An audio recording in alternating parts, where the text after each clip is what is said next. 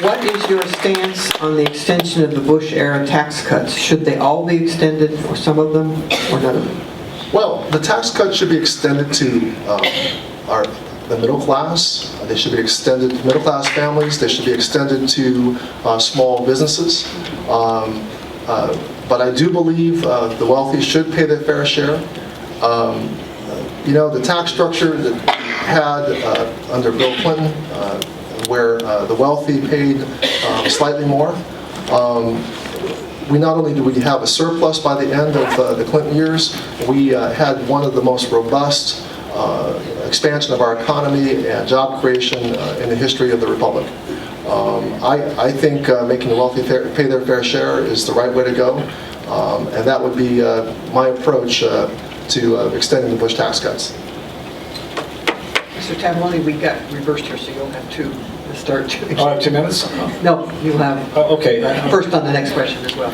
Well, let's say the Bush tax cuts need to be extended. We cannot afford to allow tax increases to occur in our country with the 8.5% unemployment rate nationwide that has continued for 44 months, first and foremost. I keep hearing Mark say tonight that I don't favor tax cuts on the wealthy. I don't know where he's heard that. He hasn't heard it from me, because I haven't said that. I support ensuring that the wealthy pay their fair share and that the tax loopholes and benefits are closed on the wealthy and major corporations. We need to ensure that everybody pays, however, and we need to ensure that through that system that, again, I keep saying this, we allow our economy to get back on track. Once we do that, we'll see our economy and people get back to work. Mr. Takano, do you have a rebuttal? Well, I mean, again, what you say, I don't know really we can count on much, because for someone who's taken thousands of dollars from the Koch brothers, who are shrewd businessmen, who always expect a return on their investment, I don't think we can count on you to stand up to John Boehner or Paul Ryan. I believe, you know, you're going to empower a Republican ideology in Washington, which is going to double down and trickle down. And have more to say. Next question to Mr. Tavaglione. Do you support comprehensive immigration reform? Absolutely do. You know, we have 12 million undocumented immigrants here in the United States, and to think that we're going to send all of those immigrants back is foolish. We do, however, need to give them a path to citizenship. They deserve a path to citizenship. And the right, just as my mother's family and my father's family, both respectively from Italy and from Ireland, came to this country. And but we're not going. Immigration reform hasn't happened. Why has it not happened, ladies and gentlemen? Because the U.S. Congress, both parties, do not know how to work towards common solutions, and that's what I will take to Washington.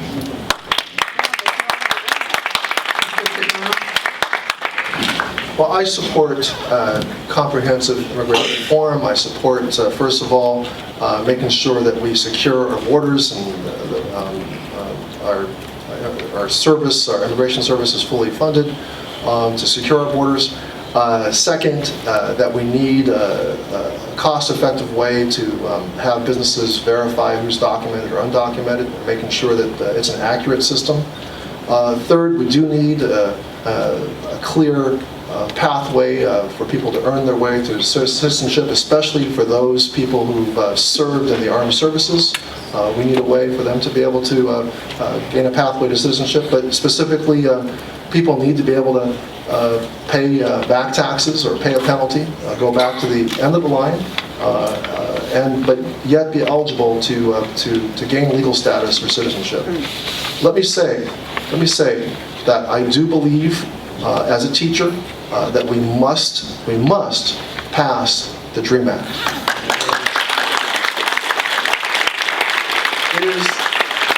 It is the humane thing to do. 2 years ago, we had a young woman who was the president of the RCC student body. She's now a student here at UCR. She's exactly the sort of person, she's an undocumented person, who benefited from Obama's deferred action decision. The Congress should put that order by President Obama into law, and I will do that as a member of Congress. Great. Thank you. Mr. Tavaglione, response? Yes, I do. Two things. Mark mentioned a better way to verify undocumented immigrants. Absolutely. Our current Congressman Ken Calvert passed E-Verify. He was the author of E-Verify. However, the Democratic Party has not made it mandatory. Why has that not happened? I will ask Mark that. Maybe he can say that in his closing remarks. E-Verify needs to be mandatory throughout the nation, first and foremost. Secondly, the DREAM Act. I'm showing my moderate side here.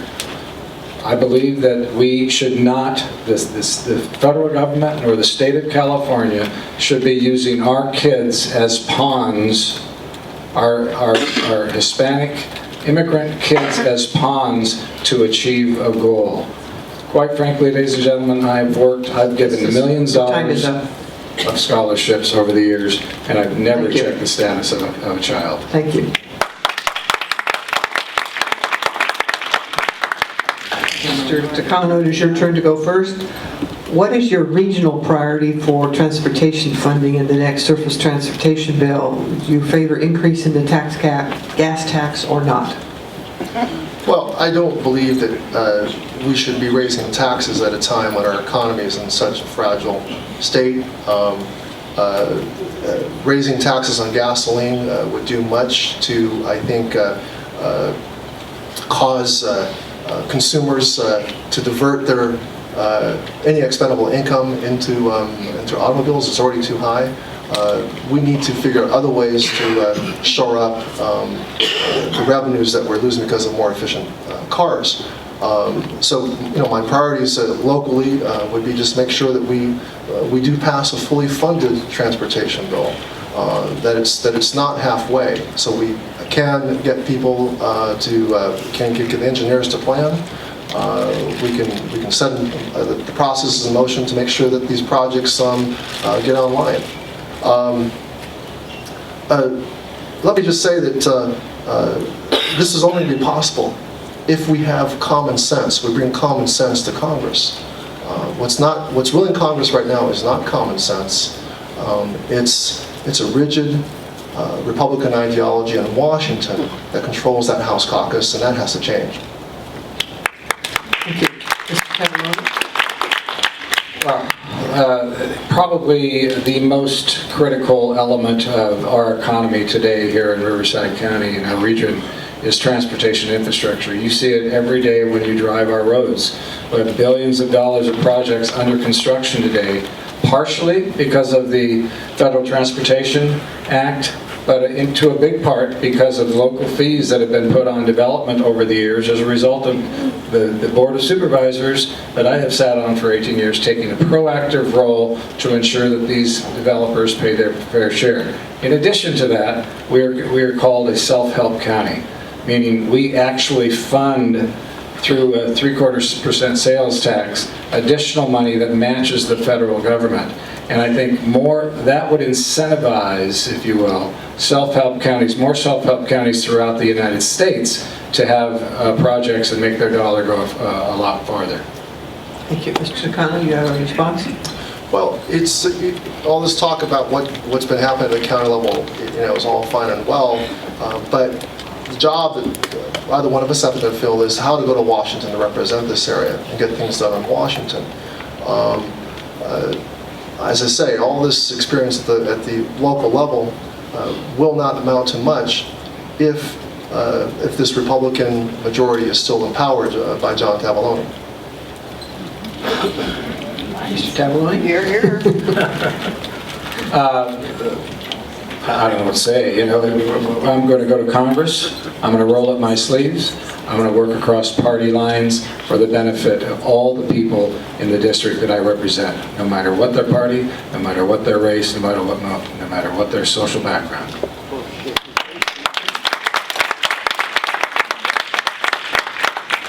That's not true. Mr. Takano, you are next for the first answer. Women earn 77 cents for every dollar men earn. Women have suffered more from the downturn in the economy. Women have not recovered as much as men. What can you do to improve the position of women?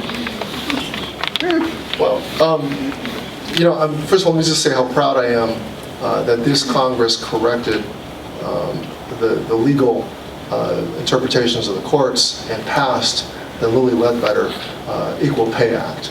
That did. We can, do much to improve the position of women generally by making sure that there's adequate access to file complaints of discrimination, which the Lilly Ledbetter Act did do. That's going to be an important tool for us to correct anywhere there's gender discrimination. More generally, we need to just get the whole country back to work. We need to pass the American Jobs Act, get employment up generally. That's going to do more for men and women to get a Congress that can work with the president to get this country going again. Mr. Tavaglione? Over the past decade, I'll use a decade, it's probably a little longer than that, we have had more women within our county organization. I see Valerie Hill over here in the audience, our former undersheriff, replaced by, that's the second in the command of our Riverside County Sheriff's Department. She was replaced when she was retired by a female undersheriff. We have 5 or 6 department heads within the county of Riverside that are female. Why? Because we promote women, we promote their ability to grow within our organization. There is no such thing as discrimination against women in our organization, and I will fight for any discussion if it ever comes up in U.S. Congress.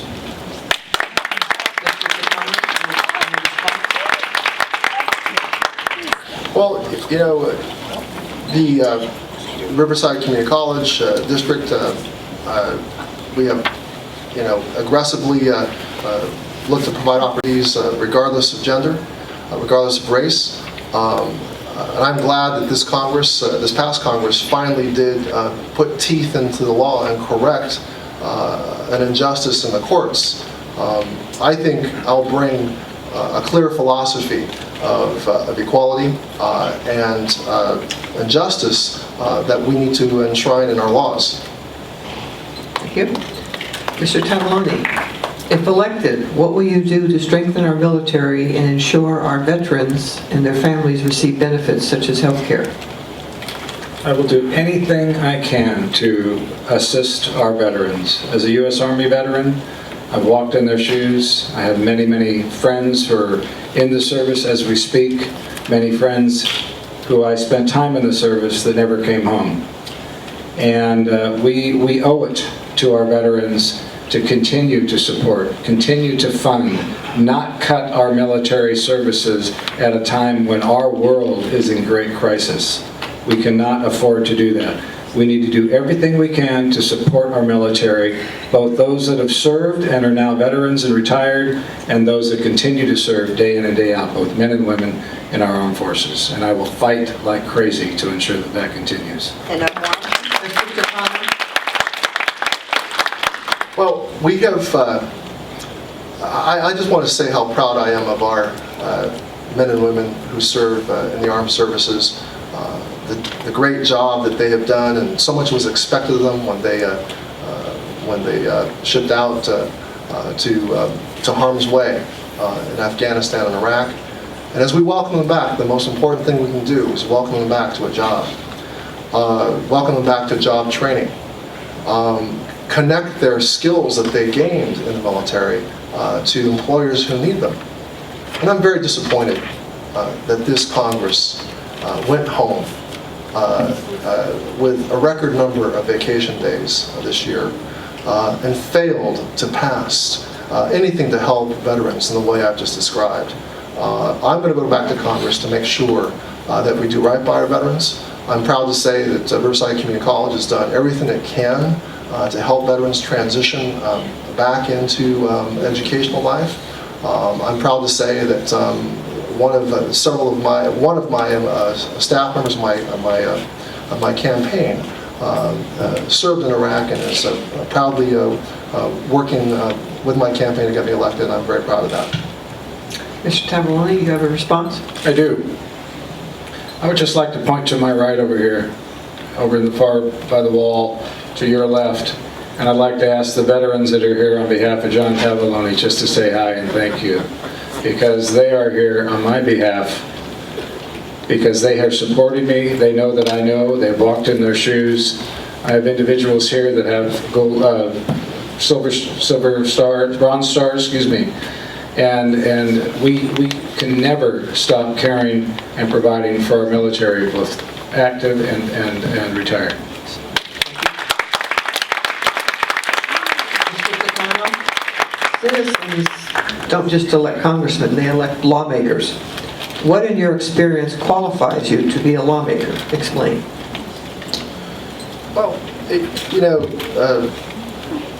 I've had 22 years experience as a community college trustee. I've had 23 years as a classroom teacher.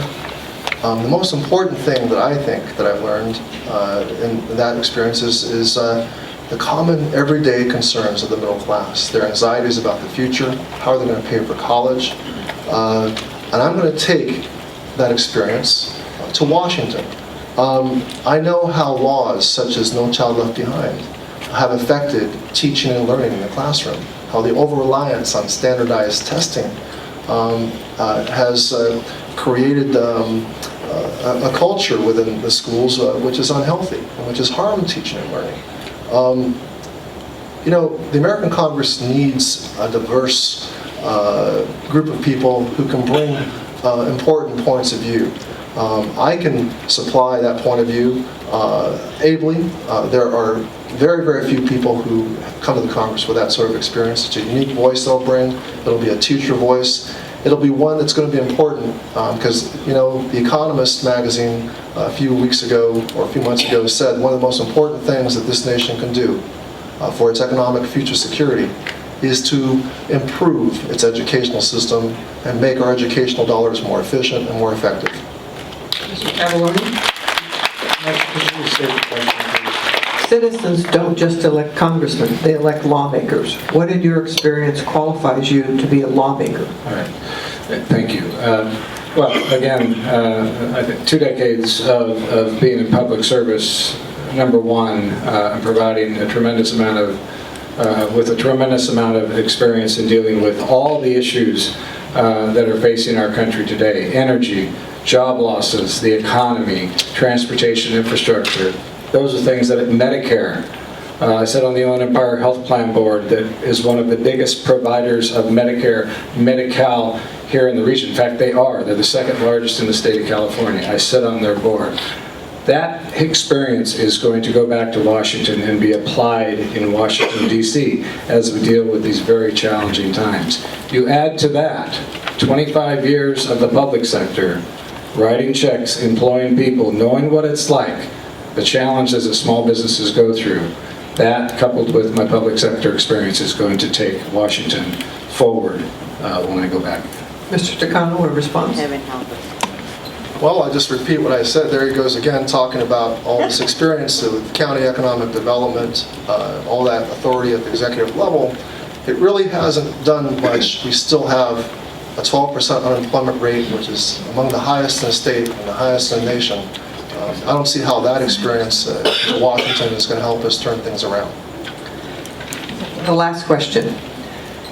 Mr. Tavaglione, you're first. Okay. How can you help improve the negative effect the housing crisis has had in our neighborhoods, families, and schools?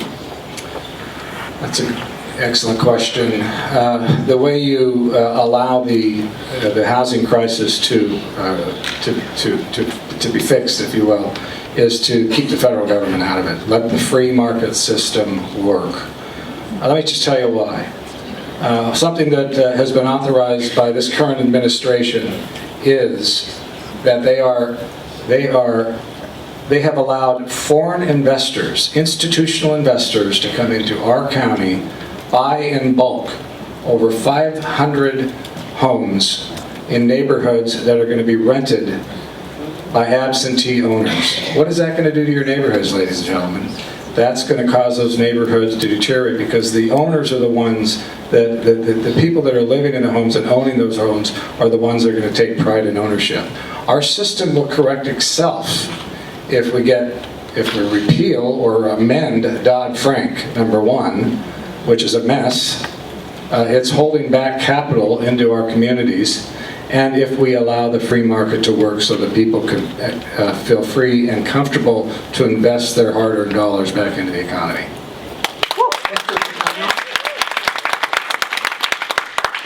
Well, there he goes again, talking about deregulation and Dodd-Frank. Let's let it talk. Oh, well, there it does go again, because all this talk about making the free market work and the housing market and all the deregulation was what got us in the mess in the first place. And it was Republican intransigence that wouldn't allow a tough person to be appointed as part of the new Consumer Protection Agency that would protect consumers from the sort of mortgage fraud that got perpetuated.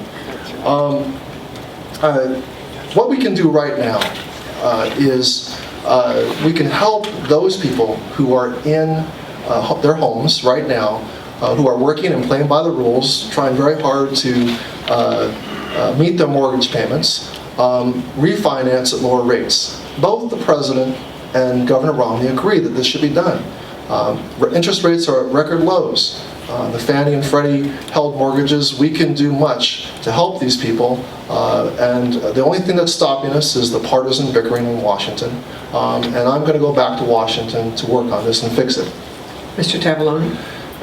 Rebuttal. If you talk to the local residential real estate brokers in town, ladies and gentlemen, every one of them will tell you that the system is a mess because of the government.